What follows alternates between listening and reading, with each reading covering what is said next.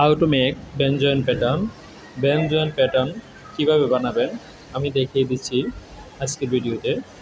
কীভাবে বানাতে হয় আমি সম্পূর্ণটি দেখিয়ে দিচ্ছি।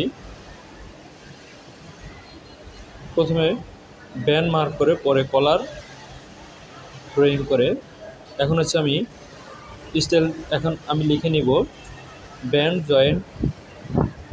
Joint pattern. কলার ব্যান্ড জয়েন করার জন্য এই প্যাটার্নটি প্রয়োজন হয় সুইং করার জন্য, প্রোডাকশনের জন্য। এখন আমি কেটে নিচ্ছি। ব্যান্ড জয়েন্টটি কীভাবে কাটতে হয় সেটিও দেখতে পাচ্ছেন। এখন আমি কেটে নিচ্ছি।